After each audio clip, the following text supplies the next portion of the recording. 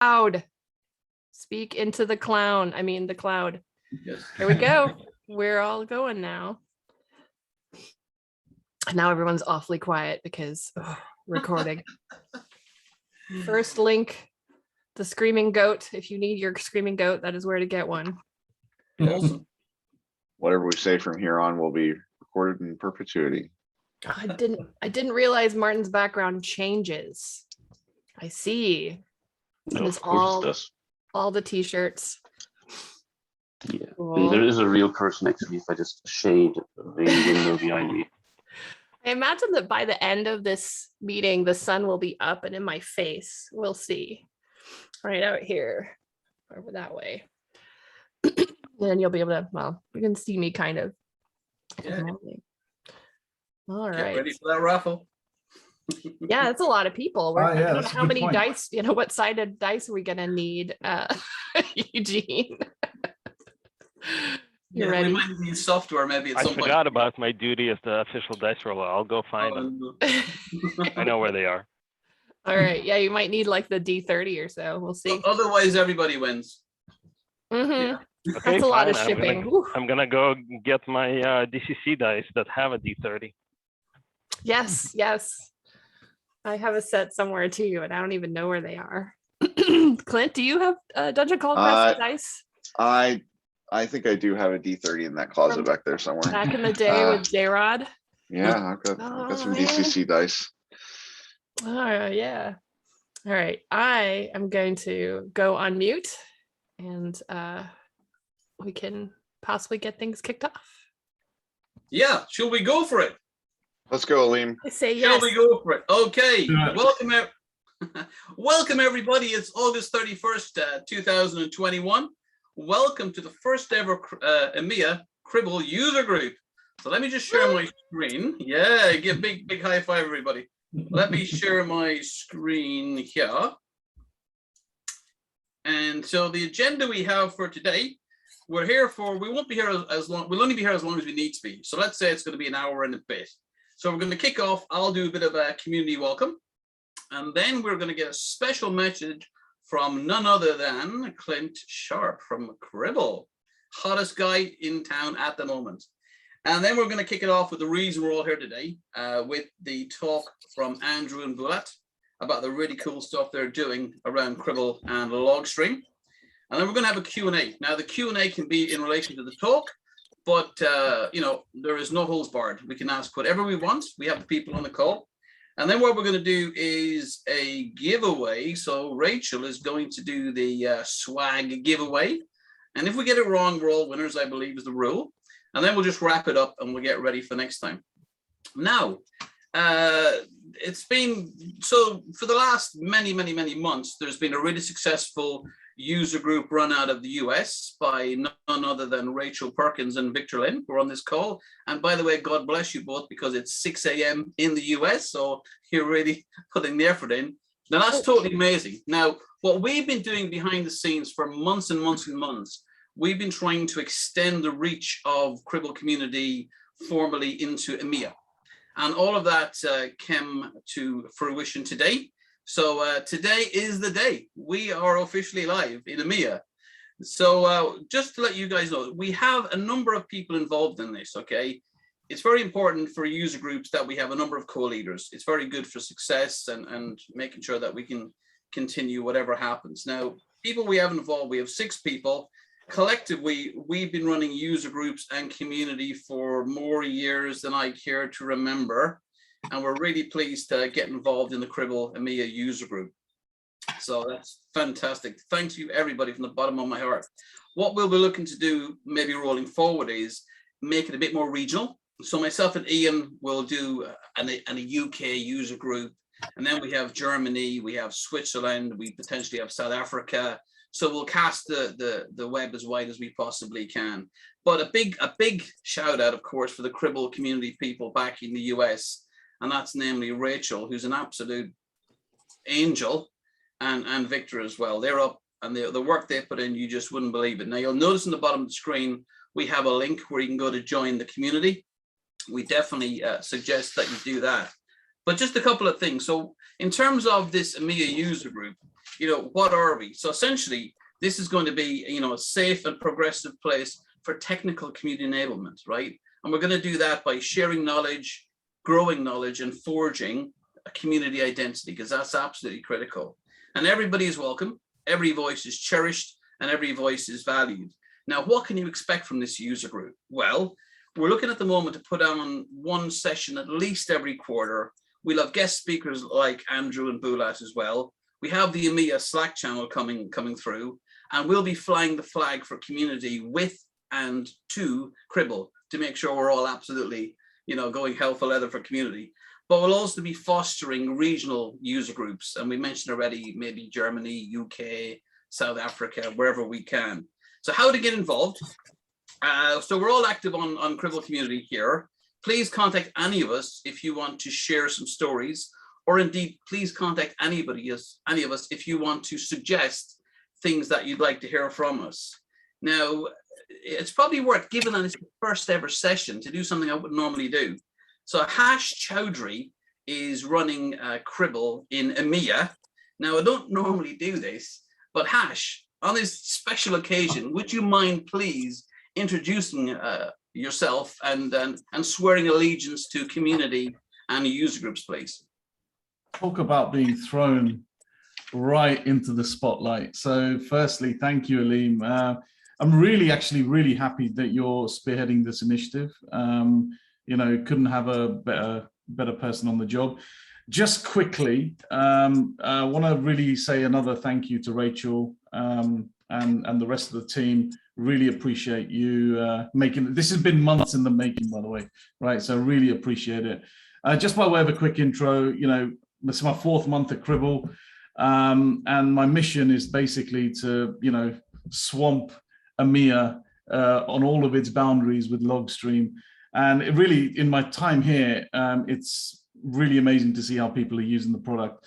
Some of you, I'm seeing a lot of familiar faces on the Zoom. Prior to Cribl, I was 13 years at Splunk. I basically did the same role at Splunk, where I opened up EMEA operations in 2008. I was very fortunate to do a number of global roles from the US to APAC. But really, I think the purpose of why we're here today is really to hear from two. I mean, I was very fortunate to be in the all hands meeting last week, and I was actually blown away by the story of where Cribl came from. So I'm really glad that Clint's going to be here talking about that. But also, I've been working very, very closely with D14, actually before Andrew was even there, right? So I've worked closely with Andrew for the last year or so in my role currently, as well as my previous role. But they're a very unique organization, and they will probably kill you if this goes, they'll come and find you. But really interesting organization, and the use cases they've got are phenomenal. So I'm really glad that Bulat and Andrew are going to be walking through that. Clint, thank you very much for joining the first one. I know that the first words uttered were on this Zoom for the day, so really appreciate you making it. So that's pretty much all I had. So yeah, I'm here to answer any questions post-event in region. Looking forward to the event. So I'll stop talking and hand it back to Aleem. Thank you very much. Thank you very much. I'll take what you said as an absolute pledge to the community, sir. You're available 24/7, whatever we need, wherever we need it. Thank you for that. Much appreciated. Correct. Now, Correct. I really can't believe that we're about to introduce the next guest for some special message for us, and this is Clint Sharp. Now, Clint has been an absolute road warrior for community and user groups for more years again than I care to remember. He's been on so many of my user groups I've attended. The guy is an absolute legend. We love him to death. And right now, he's so hot, he's probably on fire. So, Clint, you might as well tell us what is going on. What's this Cribl thing? Logstream, come on, make it real. The floor is yours, my friend. Oh, thank you, Aleem. That introduction has pumped me up way more than I think I probably deserve, but I really appreciate it. Thanks, guys. You know, from the earliest days of when we started this, you know, several of the members who are organizing this user group were some of the first people to reach out and talk about how they saw just the simple proposition of what we might be able to do back in the earliest of early days, and how this might be valuable to them. And I'll tell you, from when you're starting a company and you're kind of, you know, out on your own and just trying to validate whether anybody cares at all, people saying, yes, I would use that, are a huge deal when you're 3 people, 4 people, attempting to think, oh man, am I actually even doing anything anybody gives a shit about? Yes, thank you to all of you who have been here now for years. So for those of you who don't know, I'll give a little background on the company, how we kind of got to be where we are, and then I'll sprinkle in just the value of community throughout all of that, because I think it's been absolutely core and instrumental to our success. So the company now, we're almost 150 people. We've raised a ton of money. We're growing rapidly, but you know, we started as, you know, just 3 guys, all ex-Splunk, been in this ecosystem for a really long time.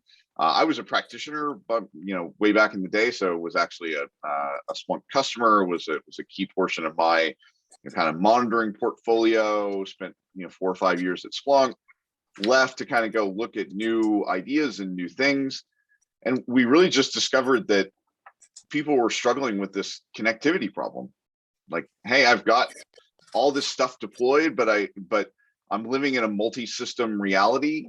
For many of you, it's Splunk. For many of you, it's Elasticsearch. For many of you, it's Datadog. For many of you, it's Prometheus, or it's Loki, or it's, you know, there's dozens of tools in this space. But I also may need to get some tools to, or some data to my SIM or my UEBA tool or my, you know, wherever. Like, doesn't matter. Like, just like I got all this data moving. How do I get this data to multiple places? And that really is the core of what we discovered, is that people have many systems and they need to get data to multiple places. And they also want to be able to fundamentally be able to control easily the data that's going to different places. I want to be able to enrich some of this data. Actually, enrichment is one of my favorite use cases, because I love being able to take data and make it more valuable and bring additional context to that data that could come from your CMDB or from a threat list or from a you know, service discovery engine or other. I want to be able to transform that data. I want to be able to get data into the right shape for the right location. And I already have all these sources deployed. I already have thousands of agents deployed that are sucking up all this data. I just want to be able to use this data for multiple places. And we started to discover that, you know, kind of from the outside looking in, that this was like a really real challenge, you know, out there in the world. You know, I remember from, you know, even before we even started, you know, some of Mika Borner's blog posts on the subject of him, you know, attempting to build a solution on his own, were some of the early validation that, hey, like, there's somebody out there who's, you know, going to really extreme lengths to try to, you know, get this working. That, man, if there was a product here, if there was something that did this easily, where we could kind of transparently sit in as a bump in the wire in the middle and get the data to multiple places, this would be really valuable. We put out you know, a post on LinkedIn saying we had a beta version of Cribl Logstream. People, you know, we had dozens of people reach out to us and say, hey, if you do that, like, I would use that. And at the time, we had also spent a year before working on a bunch of stuff that we were also putting out on LinkedIn, and nobody sent us any notes about that, saying they would use it. So we're like, yes, that's traction. Like, that's actually like what like when you're building a startup, people in the Valley talk a lot about traction, and what traction just basically means is somebody gives a fuck. Sorry, I'm not supposed to swear on things, but okay. You know, but that's the important part. So like, once we did, hey, cool, that's validation. Like, now we need to go build this up and build a prototype. And several of the people on this call were some of the earliest people to try out the beta, and then the 1.0 and the 2.0. And now we're in a position where we have, you know, hundreds of customers. We've got, you know, in EMEA, you know, we've got a number of customers, people who have been early adopters, who are getting a ton of value out of the solution. And community becomes a core of all the things that we do, because to be truthful about kind of what my day-to-day life looks like, mostly it's internal facing, unfortunately, because I'm the CEO of a 150 person company. So I actually don't get to spend nearly as much time sitting in front of end users as I used to, and that makes me sad. And so this is what makes me excited, is that I am happy to get up early in the morning because I get to spend an hour plus with you guys, and you get to tell me how you're getting value out of the solution, what you like, what you don't like. And then if we have some time at the end of the call, please tell me absolutely what it is that you like, what it is that you don't like. The things that you like, we'll plus, the things that you don't like, we will go work to try to make better.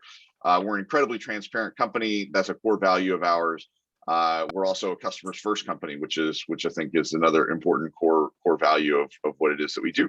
And these are values that every Cribl employee is expected to live by. You can find them on the website. I'm very proud of them. This is just how we believe as a company, and things that we want to do to kind of try to make the world a little bit better through software. And we really care about IT and security people, and we just really want to make your lives better a little bit every day. So with that, that's what I do here, and I'm excited to hear what you guys are doing with the product. That is totally awesome. Thank you so much, Clint. That is just amazing. So look, just to say, we're going to have a Q&A after Andrew and Bulat are finished, but if anybody wants to, feel free to put messages into chat while they're in your head, and then we can recount them. So what we can now do is move forward. Timing is looking really good. So the next section is indeed why we're all here, and we're really excited about this, but you know, it's a user group, it's low key, it's all good. Thank you so much in the first instance for Andrew and Bulat for, you know, giving the time today, because let's face it, it's not just today. To come on a call like this, those guys have done the preparation, they've put the time in. We've been speaking for quite some time, so I have the utmost respect and community respect for these two guys coming on this call. It's absolutely fantastic. So these guys are going to share their experience about what they've been doing with Cribl at a very large scale, state-owned enterprises. Yeah, so this is pretty high-end stuff.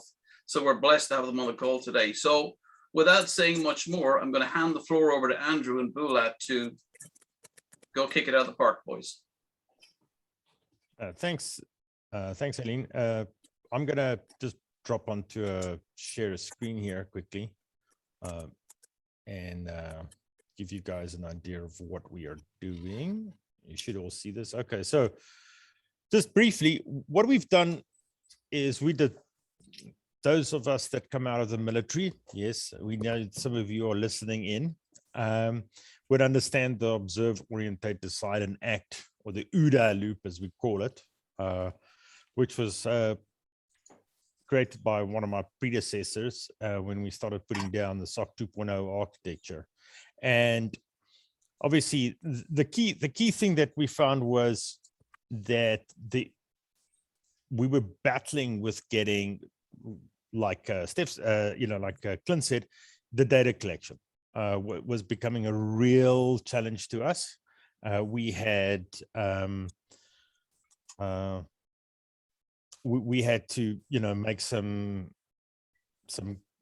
real big challenges in terms of pumping data up, starting to enrich some of the stuff, those type of things. And fortunately for me, a guy named Matthew, who was our principal architect, he knew Clint from the early days. And literally, when we started building our SOC 2.0 architecture 2.5 years ago, Matthew said, no, we need to speak to Clint. And so, I mean, like, we were like in at ground level, starting to play with Cribl quite a while ago. And I think the first time we deployed a cluster was about, I think, almost a year ago. So thanks to Bulat, that we, started saying, okay, we need to start playing with this. And then we slowly started getting to the point to it where about 6 months ago, we were productionizing this. And then interestingly enough, in the last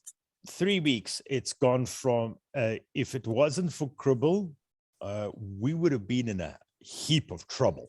It literally saved the day. So, and I'll get to that particular use case now. So this front end here is where it's very, this observe data collection is where Cribl becomes the key part. And what we've done is, from an automation centric design, or whatever you want to call it, I've got a nice little loop in this line, is we've got typically all these data sources that, all of us in security know about, and log collection and everything like that. And it's all throwing it down the line, and some of them go absolutely nuts, like obviously your Windows logs and your EPP and your endpoint security and EDR and the firewalls and the WAFs and all that type of stuff. And what we've done is we've got what we started doing now is we're deploying Cribl clusters on site of the customer, and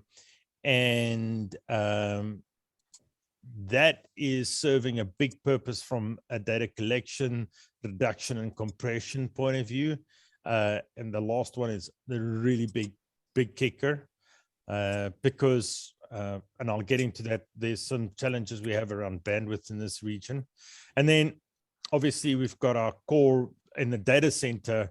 In our data centers, we've got our core, shall we say, Cribl clusters, which then collect from all our child Cribl clusters that are out there in the at the customer sites and pumping all this data up. And then what the core Cribl cluster, the core as we like to put to it, is then carving that up. We've got one in each data center running. It's then splitting that data off between the and cutting it out. Okay, what's needed for going into Splunk or whatever other SIEM, and then one of the interesting things we had to do was we've done some cool stuff around the data lake. So we bought a data lake. We went out there and we researched this and researched that, and we looked at Elastic, looked at a whole bunch of other ones, and then we ended up buying Cloudera. Ouch. And then when we got to the point, we went, okay, and we had a discussion with Clint, and we can't.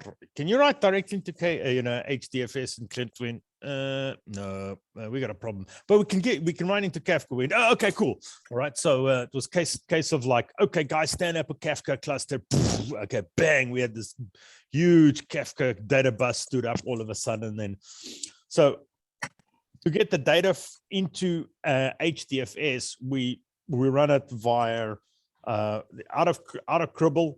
Cribl writes it then into Kafka. Kafka writes it into Flink. Flink writes it into HDFS. We then pull it out of HDFS into Elastic to index it, and then do all kinds of fancy things with it in Hive and Jupyter to be able to do some machine learning. Okay, and basically catch some bad people. All right, that a normal SIM can't. So very interesting using case. And then we've got SOAR on the back end and all data business intelligence stuff. But this is an important piece that we're busy with here. So from a use case point of view, and this is what Bulat and I are going to show you today live. Okay.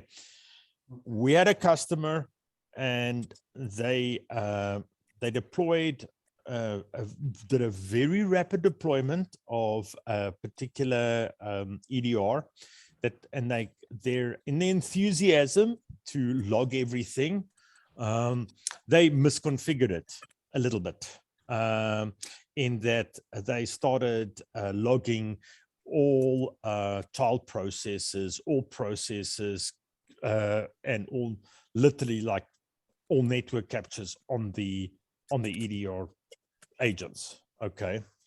And over the course of a week and a half, as they were rolling out these agents, the network utilization between us and the customer, gradually climbed from about 25 megabits per second. And we then just literally by the end of that week, we were flooding their pipe out to 100 megabits per second, boom, and they're going like, we're going to cut you guys off. And they literally did. They pulled the plug on us and said, we can't live like this. I mean, okay, well, we got to throw a Cribl cluster in, and we already provisioned the Cribl cluster. We redirected all the heavy forwarders to the Cribl cluster. And thanks to, Kyle and some of the guys working with us from Cribl, from backend support point of view, we got this up and running and Bulat breaking himself in the process. We got this running, and we were running at one stage 500 and plus. Actually, Bulat will probably give us the exact numbers, but way north of 500 gigabits per second. Well, not gigabits per second, gigabits per day ingest, and smashing down that compression. And literally, where we were doing 100 megabits full pipe, full bandwidth before it with heavy forwarders and flooding the customer out that their business was at a standstill, we were using all of a sudden 13 megabits. And then we were getting all the data on our side, decompressing it, and then off to the various, sim correlation and machine learning and everything else. And this is when we originally started thinking about, deploying Cribl. This wasn't even in our radar, using it for, compression, because, bandwidth's bandwidth, you can use, but when there's challenges here, we can get a lot of bandwidth. It just takes time to provision, and it sounds odd, but it does take us a long time because we live in a duopoly. So unfortunately, and they have to, dig up half the desert to run you a piece of fiber, and it takes time. Sure, you'll get it. It's just going to take a couple of weeks to get you fiber. So it's not like the rest of the world where you just dial up and they drop one gig line into your estate, and there you go, and it's not an issue. So at this point in time, I'm going to stop sharing. I'm going to hand over to Bulat to actually. He's going to open the kimono, open the hood of the car and show you guys how this engine looks like underneath. Andrew, just quickly, just from my side, can you share whatever you can share a little bit about what you guys do? I know there's some sensitivities around it, but I think we're a SOC. Okay, yeah. So we're Digital14. We were previously an organization of a dark matter kind, and we monitor various federal and state-owned enterprises within the UAE, and basically, yeah, that's what we do. We've been a hard diehard Splunk organization, and one of our biggest customers, reference customers that we've got that are advertised virulently is Expo 2020, which launches in 1 month's time. And none of us are sleeping at this moment in time because every bad guy out there is trying to break in. Okay, so we got a lot of fun there. Unfortunately, due to timelines, we couldn't get Cribl in there. I would have loved to. It would probably saved our bacon in some cases, but yeah, we've got a number of very large state-owned enterprises that we monitor and that we're getting Cribl into as we speak at this stage. Plus, we do a whole bunch of other cybersecurity stuff from end to end, advisory, GDRP, and deployments, etc. Bulat, show us the magic. Share your screen. I like your T-shirt. Hi, everyone. My name is Bulat Gumerov. I live in UAE, Abu Dhabi. I'm Russian. So I'm working with Cribl. And that use case that Andrew showed before is about one of our clients. They are from military sector, and I'll share my screen. 1 second.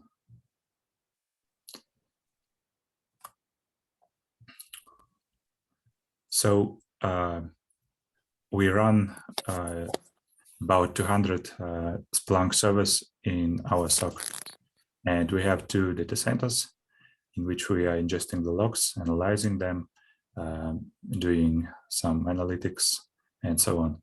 Plus, we have Elasticsearch, Cloudera, and other cool things.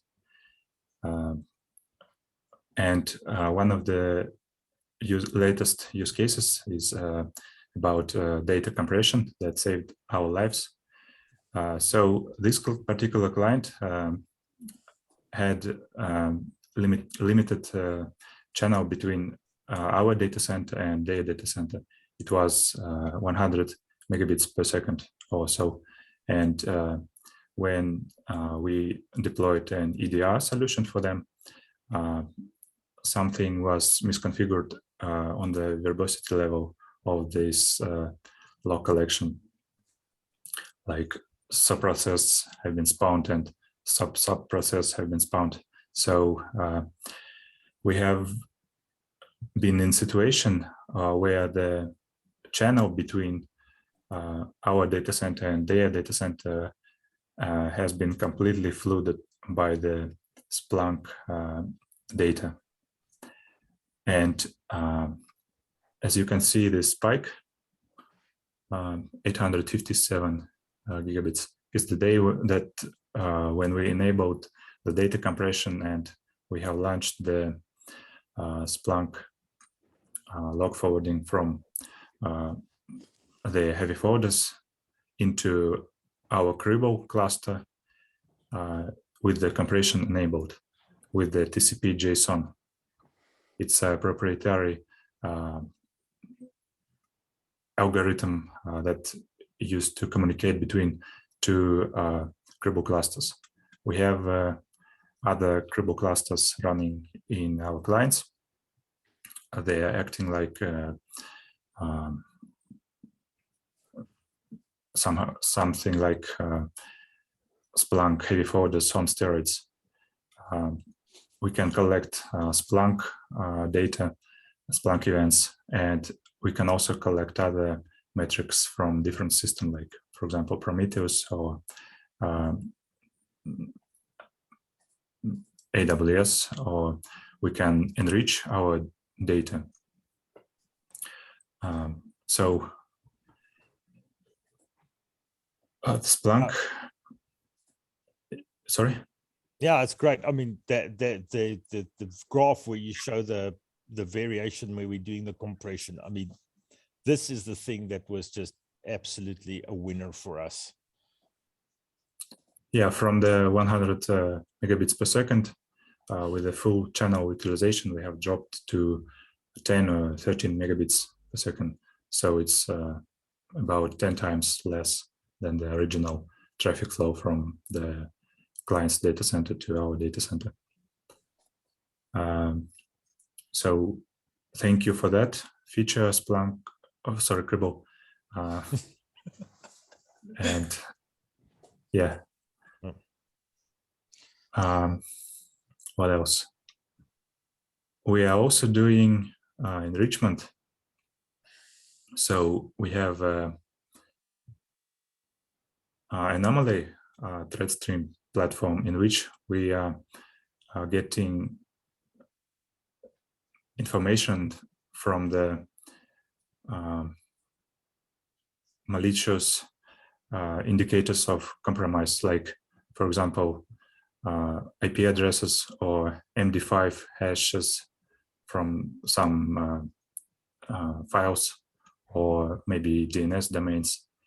And so we are collecting them, and then we can mark an event that comes from, for example, from Splunk, that it has a malicious DNS, and it will trigger an alert to our analyst team. That's how we do it. Plus, that's a biggie for us, because that's cut down our correlation time and mean time to detect on IOC events massively. So we're basically doing correlation at ingest. Yeah, we are correlating this IOC list into the Redis database, and then we're using lookup function to get that IOCs, like IP addresses or DNS names, from our Redis instance. Another use case that we use is data routing. So we are routing the data from Splunk into Elasticsearch, because we have very big amounts of data coming in, about 20 or 10 TB per day. I don't remember exact number. So we can route it to Elasticsearch or Hadoop HDFS for a long period of time retention to save some money on the Splunk license, since we can run Elasticsearch for free. and that's cool. We also route other events, for example, from Prometheus, and we're also collecting the events from the Cribl itself. And I have started developing my own Grafana dashboard, since default Cribl monitoring dashboard lacks the ability to specify wider amounts of time frame. So that would be a great feature if we have official Grafana dashboard from Cribl. I hope Clint is taking notes here at this point in time. I was listening. Absolutely. Yeah, so Clint, you guys saved our bacon. You don't understand. You literally the last couple of weeks we did some. Oh wow, look at that. Yeah, because in Grafana we can specify any time range from now until 24 hours or for this date. And that would be cool. Yeah, well, we don't have a long-term built-in metric store. So if you're looking to do trending and analysis, our recommendation is to do exactly what you've done, which is to send the data to a TSDB that's designed for that. So we're really good at moving the data around, not so good at storing the data. So we we interoperate with the other tools that are already in your portfolio. So would be awesome if you have a Grafana dashboard that you've built, with all the queries and etc. If you'd share the Grafana dashboard too, because I think other people would find value, especially if you're just using our internal metrics. Those queries should be pretty translatable.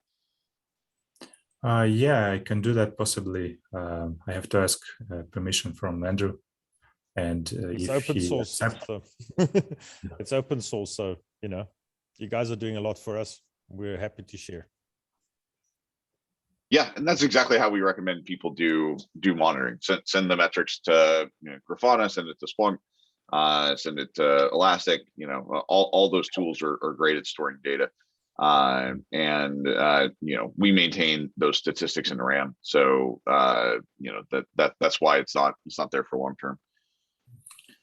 I think also the one thing that's benefited us massively is, you can put down a relatively very small Cribl cluster, and for the size of what one Splunk heavy forwarder would require, and it's doing literally 4 to 5 times the heavy lifting, and that's great. I mean, it's just way more efficient your code than what a heavy forwarder is. And heavy forwarders, we won't go there. Yeah, other cool thing is the packs that you have introduced recently.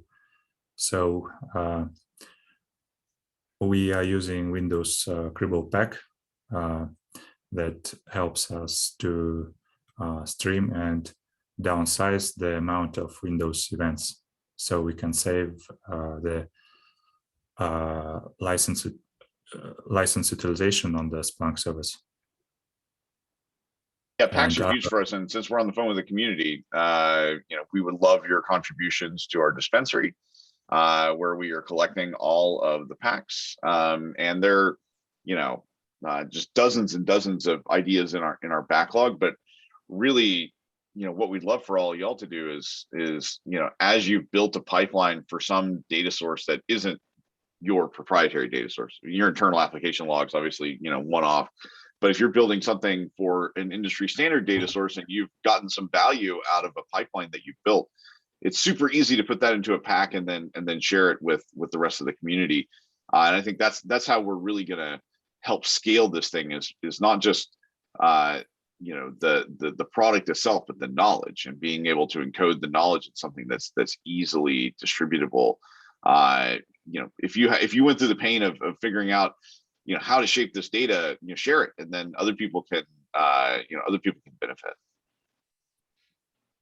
Yeah, but I'm not so familiar with packs structure yet. Cool. Well, if anybody has any questions, we'll be happy to answer them in the community Slack. So I Yeah, don't know what definitely. the current state of the documentation is, but we'll happily help out if you've got the time. Yeah. All right, I think Bulat, if you want to stop sharing, I'll just quickly close up on our side. I've got, I think, 2 more things to. Okay, boom. So Thank you, Bulat. thanks, man. That was awesome. Anyway, so then, like Bulat said, the other one was obviously log enrichment. We've got the IOC database running from our threat intelligence platform. We're adding IOCs there at enrichment, and then pumping it through. And then obviously, like you said, we've got the we've got the SIM split, which is pumping stuff off into SIM, and then obviously the big work has been the the work the guys have done about through getting the data pipeline going into Kafka, and that's pretty much from our side it. So thanks Bulat for sharing, opening the kimono, sneak peek, and there we go. Hey, Andrew, thank you so much for that. That was absolutely fantastic. And the fact is, we could actually see community evolve on this actual call. That was incredible. That was absolutely incredible, what you've done in Grafana and the fact you can share it out. That's why we're here as a community. So that's fantastic. Congratulations. So the last couple of items we have today, before we wrap, we have the Q&A and we have the Cribl swag raffle. Now, we can do this any way you want. So whether we do the raffle first and then finish up with the Q&A or the opposite, what works best, do we think? I'm fine with doing that now. And I would like to request help from Eugene, the leader of the global user group. Typically we do this with a dice roll because we got 30 people in here. I'm going to exclude those of us who are Cribl employees because we have plenty of swag and also swagger. Yeah, it's early. My humor. But we have literally 30 people in here, so that's good for your 30-sided die. Yeah, I did not find that, so we'll just do we'll just have to add 2 dice together and subtract 1. Oh no! Well, I'll count on you. You've been awake longer than me. So. Yeah, and yeah, I'm happy to do it unless there are other plans of doing it differently. But go. It's a service I provide. So we're gonna give away 3 swag packs, and I will. What I'll need you to do if you win is you need to be on the community Slack. So if you're not there, please join. The link is in the early slides in here, but it's also cribl.com/community, I believe. And then you can DM me with your address and your t-shirt size and a phone number for the postal company, because we won't use that phone number, but we need it to give to the shipping company. So with that, I will let's get started. Let's go for number 1. What's the actual count of people? There are 30 people in here, but about, I'd say, a half a dozen of them are probably not going to get. So we'll do it the way we normally do it. Okay, well, I'll roll D20 and D10. We'll add them together and subtract 1. All right. I can't see it. So that's a 13 minus 1 is 12. 12. 1, 2, 3. Zero-based indexing. It is Geert van de Giesen. Are you still here? Are you still on this call? I think you are. Woo! I see you down there. If you hear this, you're a winner and you should DM me on the community Slack so that I can get your information. I will ask them to unmute. But oh well. It may be they may be busy. All right, let's go for number 2. All right. Number 2, we got 12 plus. Oh God, we're gonna use this as a 0, so 11 then. 11. The D10 is always fun. That's how you can use. I don't know if you can see this. Maybe Eric Upgilder. Eric Upgilder, are you awake? Hey. Yes, I am. Awesome. You have won a swag pack from Cribl. DM me on Slack and we'll get the information from you that you need to get it shipped to you. Okay, thank you. Cool, thanks. And one more. All righty. So 15 minus 2 is 14. I mean, minus Wow. 1 is 14. They're all right around each other. Chris Morris. Apparently. Yay. Yay, Chris Morris, where are you?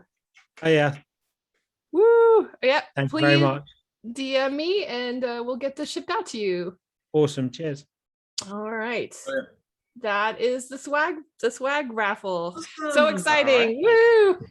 No, I'm glad we got that one done.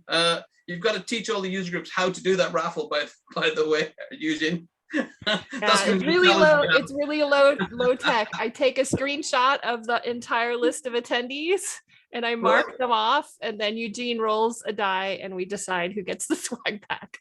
Yep. Okay, So love I it. don't know what the numbers are. I just call out whatever gets rolled. This is And a the one double time blind, super fair. The one That's time I awesome. couldn't find my dice, I just used the online Dice name roller. generator or whatever. And Yeah. We trust you, Eugene. You're the user group leader globally. We trust you. Totally trustworthy. Look at that face. Oh, I know. This is awesome. So that is pretty much everything except our Q&A. So what we'll do now is we can launch a Q&A session. Any question goes, whatever you like, whether it's on today's content, whether you want to quiz Clint as he's on the call, or indeed quiz Hash or anybody else on the call, me, any of the other user group leaders, Rachel, just go for it. It's open season officially. So let's give ourselves, let's say 15 minutes. So you can raise your voice or you can put it in the chat. Go for it. Yep, 2 questions. Do you need an introduction? Who I am, where I am? Certainly Yes, wouldn't please. hurt. My name is Meno. My current role is Senior Architect at Swiss Railways. I'm responsible for the data analytic platforms Cloudera, Spark, and Splunk mostly. Also Instana and monitoring systems. My first question is, when is Cribl Cloud available in the Frankfurt region? And Yeah, so sure. You want to take it one at a time, or do you want to ask both first? yeah, no, it's probably an easy answer. So the other question is a bit more complex. Yeah, sure. So with cloud, what you'll see us do first is around October, we'll be launching support for what we call hybrid cloud. And so what that means is that the control plane lives in the sky, and the data plane lives where you want it to live. And the data plane fully managed, upgrades are managed for you. The worker nodes will upgrade themselves. So you get kind of a SaaS-like service while the infrastructure is running, on your premises or in your account. And so that's the way that we'll address it first, rather than kind of roll out region by region, because the vast majority of the enterprises that we talk to have a number of reasons why they want the data processing to happen near where the data is emitted. The first is egress charges, which are a significant portion of the total solution cost. So we have many customers that are in very, very high data volume, so the hundreds of terabytes to potentially petabytes of daily data volume. At those scales, egress charges start to become potentially hundreds of thousands or millions of dollars. And the second reason is security and compliance. So for a lot of people, they're looking to do redaction and obfuscation, or just for general compliance reasons, they only want the data plane, where the data is flowing, to be in infrastructure that's under their control. And so really the hard workload to run and manage is the leader, because that's the thing that has the state, has the configuration state, it needs to be backed up, needs to be durable, needs to be reliable. And the worker nodes are designed to be ephemeral. And so this kind of gets us, right down the middle in terms of giving people a cloud experience, while still, and also a cloud charging model, while having the infrastructure run where it's most convenient. After we tackle that, it'll probably be sometime next year before we start looking at control planes in different regions. That's certainly on the roadmap. Would love to hear how, past hybrid, how important it is to have the control plane in the same region, if the data plane is separate. But that's how we're attacking that problem. Okay, so even for beta testing, we have to wait a bit more. probably until the beginning of the next year. Okay, good. Second question is maybe for, I think his name was Enro from Digital14. Enro and his team, I have a question. How did Cribl or working with Cribl change your workflows in the team? Because currently I can see that most of the operating teams around Splunk and Cloudera and all these platforms are mostly busy with operating data, operating workflows, not getting enough time to work with our users. By the way, we have 1,200 users only on Splunk. These people do not have enough time to work with the users on the use cases because they are mostly busy with managing data and infrastructure. So my question is, how did Cribl change your workflow? And did you have to build more knowledge or different knowledge? And is it possible to let the users also participate in configuring flows and rules? I'm not sure if I use the right words in Cribl. So what was the, is it clear, the question? I would like to understand the impact on the team, on knowledge, on resources. Yeah. So Mina, I think I can start answering that, and probably Bulat will also be able to jump in a little bit. I think, so we don't have 1,000 users. I've got 25 analysts. That is my customers, if you want to call it, all the users in the SOC. And our engineering team is almost as big as our number of analysts. It's odd. You know, Bulat's the guy that's been focused primarily on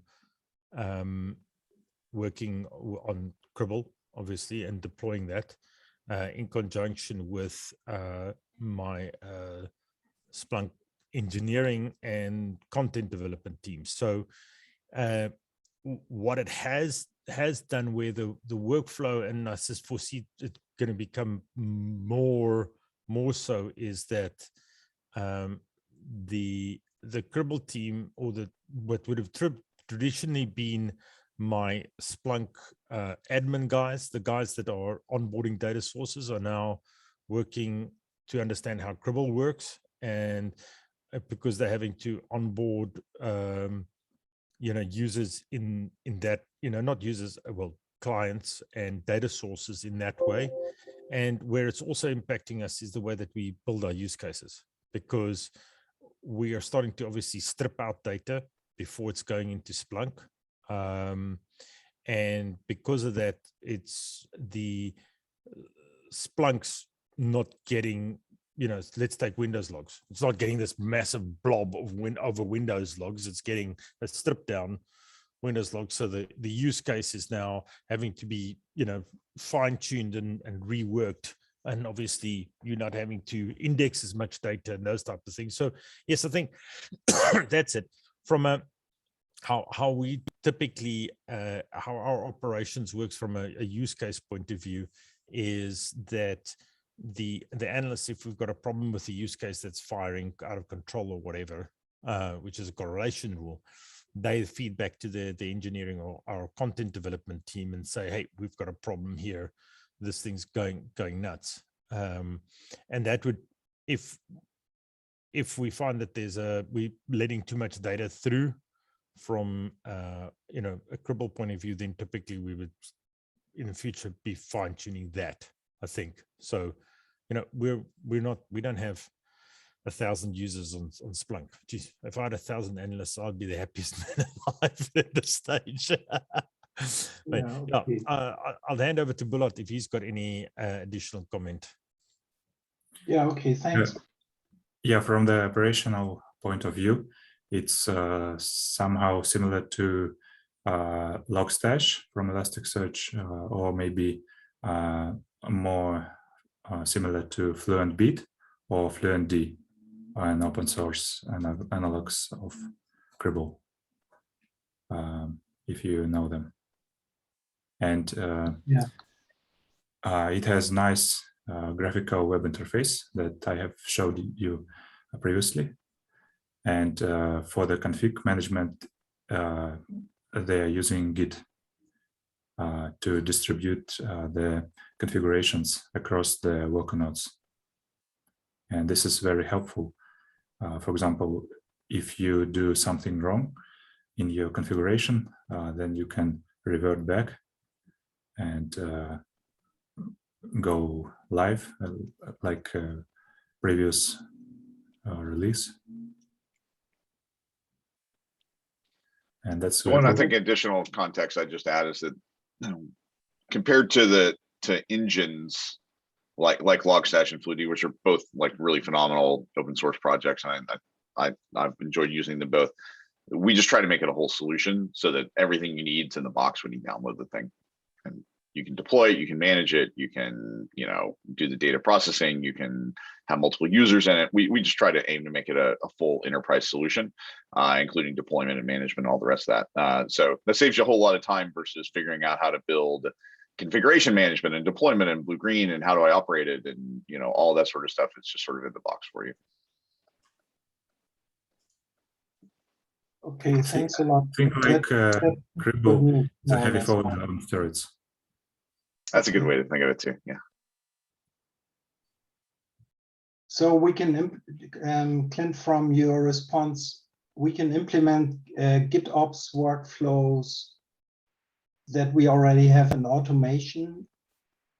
So every configuration is more or less persistent, but it's also possible to use GitOps workflows. Ish, I would say better story coming in another version or two. So it's non-zero today. It integrates with an external Git repository. Where it doesn't do well today is, let's say that I want to stage up some configurations, push them to a branch, have that branch approved, and then have the deployment then triggered based off of the closing of or an approval of a branch or a merge.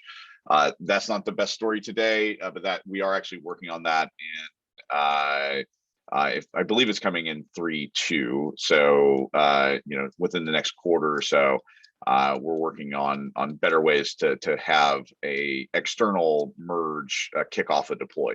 So most likely by the time you get it to production, it'll be there. Okay, good. Thanks a lot. Yeah, sure. I'll tell my PMs you asked about that too, because they were I had to nudge that one back into the next release. So be good.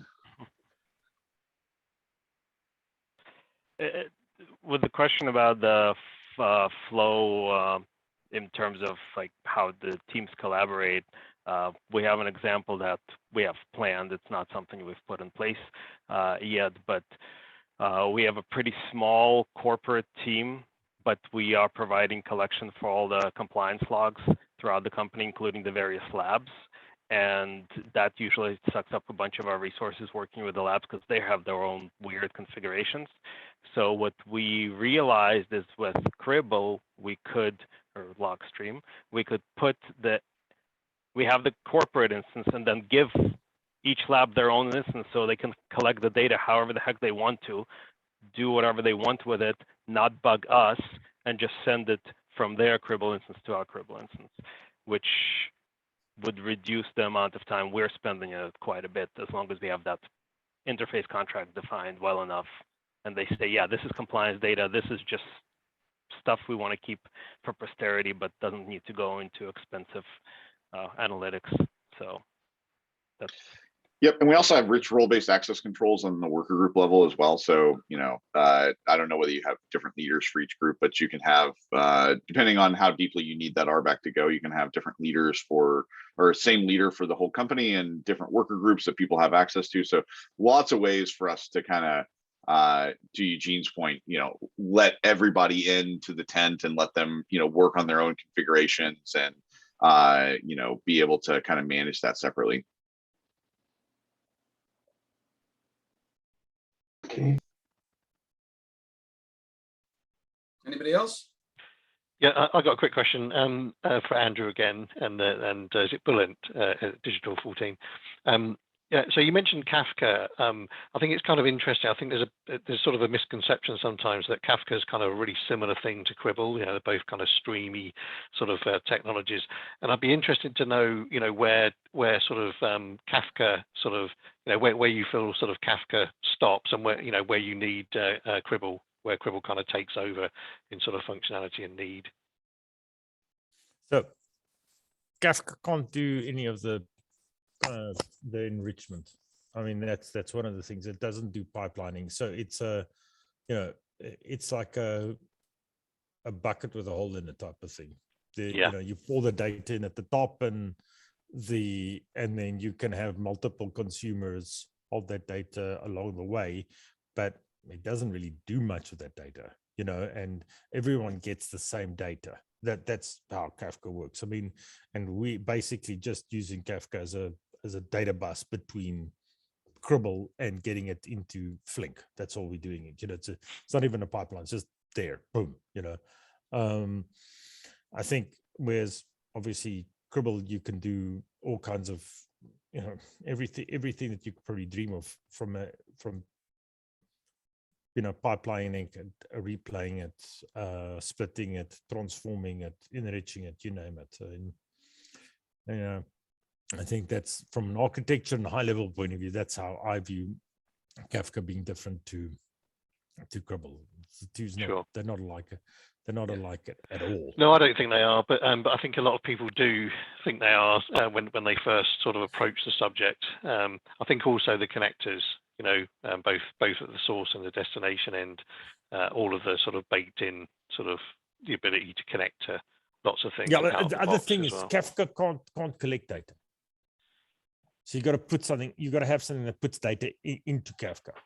Yeah. Whereas, and this is like quoting Bulat. We're using Cribl is like a heavy forwarder on steroids, and literally it is a heavy forwarder on steroids.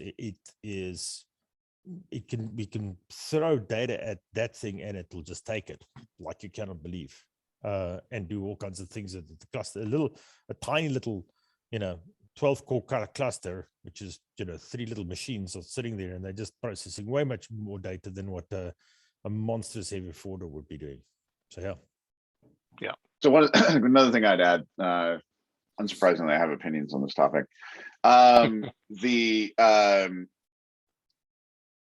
Kafka by default, so the problem that Kafka is attempting to solve is decoupling the performance of producers and consumers. And so if you look at kind of where they shine, it's, hey, I have, you know, a source that's going to 12 destinations. And so, you know, if any one of those destinations starts running slow, I don't want the performance of all the other 11 to suffer. And if you're looking at most typical business systems, they often have that, you know, that size and scale of integrations, you know, 4 or 5 at least consumers on a given topic. If you have that problem, you should use Kafka. 100%. Like, they're the only ones who solve that. They solve it the best. If on the other hand, what you're attempting to do is move log data to a couple of destinations, most likely you're probably okay with the performance being as slow as the slowest consumer, because usually only have 2 or 3, you know, given destinations, and one, you know, usually is significantly faster than the others, and you're generally okay. That being said, the other thing that's a real downside of Kafka is hardware requirements. So you have to have fast disk, and your performance of your cluster is only as fast as the fastest disk that you have. And so it generally means that when you're running, you know, Kafka type of clusters, you're putting in the same type of hardware that you would for like a Splunk indexer or an Elastic cluster. You need, like, you know, big beefy boxes with big beefy disks, and you're basically replicating the exact type of hardware that you're going to use to store the data permanently to also be your durable buffer in the middle. And so just be careful of the hardware requirements, because it really drives the solution cost up. And also consider that if what you're looking for is the ability to replay that data, you can do that with just a regular file system or an S3 output. So we have replay capabilities in the box. So our general recommendation is, if what you're looking for is a basic replay type of capability, that you have S3 or basic file storage as your second destination. You maintain that as sort of a circular buffer, and then you be able to replay from that data. So if you need Kafka, use it. It solves a very specific problem and it does an excellent job at it. Just be intentional about what problem you're looking for it to solve is our general advice. Yeah, it's great. Thanks. Yeah, and to just add, we would never have deployed Kafka if we could have written directly into HDFS. I will tell our PMs that as well.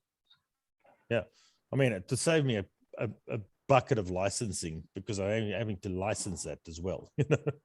And Bulat, how big is our Kafka? How many machines is our Kafka cluster? Because he had to deploy it.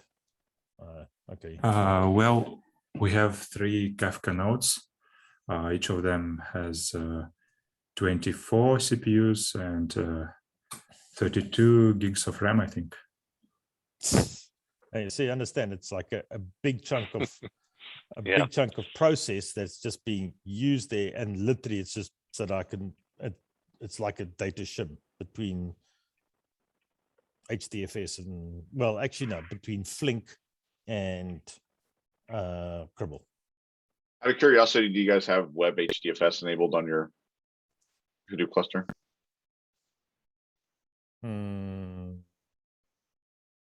No, we haven't. Okay. The hard part with Hadoop is Java. So there aren't really good HDFS native bindings outside of the Java world. So that's why it's hard to write to HDFS. And so Kafka is all Java. So, they have native bindings for Hadoop APIs. I mean, it's actually not, we're not worried about HDFS. We actually need to write into Flink or Spark. If you could get me something that could go into Flink or Spark, problem solved. Okay.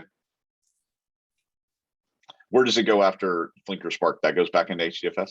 No, so yeah, Flink or Spark, we're doing enrichment again through Flink and Spark. It's ordering the data and then dropping it into HDFS. Okay, gotcha. Cool. Do we have any other questions, or are we good to wrap? Just one here. Yeah. We talk about replacing the heavy forwarder. I've seen some things around on the Slack user channel around database collector. Is that far out? On the near-term roadmap, I'd have to go look to see, kind of where it's at. It's definitely a great idea. It's also for those of you who have lived in the Splunk world, I owned the DB Connect product for 5 or 6 years, and it's just a never-ending quagmire of requirements. Out of curiosity, do you need support for things like Oracle and Microsoft SQL, or are open source databases primarily what you're looking at? Yeah, it's mainly enterprise Microsoft SQL. It's just that's the main sticking point to replace those heavy forwarders at the moment. So if we could come up with a way to get that natively, and then that solves that argument and gets rid of those beefier heavy forwarders that we'd want in those Splunk environments. Yeah, it's unfortunate, but Microsoft and Oracle don't particularly care whether you can access their databases outside of things like Java. So once again, it pushes us back into very heavy language land, which is why we have not gone there easily yet, because there's not an easy way to get data out of Microsoft SQL databases from languages that are languages that we use. So definitely on the backlog, we're looking at ways to support it, but then I'll hear all of you groan when you're like, why do I have a Java dependency for me to get data out of this Microsoft SQL database? Well, look, fucking Microsoft guys, like we didn't do that. So we'll look into it, but yeah, it's unfortunately not an easy answer. Cool, I think in the meantime, I mean, what we did for a big customer was move all of their heavy forwarders, move the data to Cribl, but just leave downsize the heavy forwarders. Just put a pair of small heavy forwarders, just doing the DB Connect stuff. So you've sort of solved the problem. You've moved heavy forwarding layer to Cribl, but just to cater for the DB Connect stuff, just leave in some much smaller heavy forwarders. Seem to work quite well. Okay, are we all good? Okay, I think we'll wrap it. But just to recap, right, we started off saying, look, what we want to do is underpin community technical enablement, right? We talked about sharing knowledge. We talked about growing knowledge and forging community identity. Tick, tick, tick. That's what we did today. I've been doing this for like 10 years or so. This user group session today absolutely kicked it out of the park. So thank you so much for everybody you contributed, from Clint to Andrew to Bulat to Rachel, Eugene. I thought it was unbelievable experience. Thank you so much. Hopefully we'll be back here again in October. But Eugene, from your perspective as the lead for user community around the world, was that good for you, sir? I mean, it was great. It was more support and organization that we normally have in terms of from the community itself. So that's awesome. I don't mean Rachel and Victor are awesome as usual. I mean, in terms of like the planning that went into this is much more than my saying, hey, why don't we have a user group? Let's have a user group. Okay. No, we want to repeat this Right. for regional user groups and make a great Cribl community. So thank you, everybody. Yeah. Now, the hard question is, well, the other user group is no longer the global user group because it doesn't include everything. Now I have to come up with a new name. That's much harder. We're all family here, you know? Yeah, yeah. Naming things is hard. Well, thank you, everyone. This was great. I super appreciate it. Thank you, Andrew. Thank you, Bulat. And thank you, Hash, for getting this going. I super appreciate you all. Have a great rest of your day. Thank you, everyone. Bye, everyone. Have a good one, guys. Thank you. Thank you. Bye now. Yeah. Goodbye.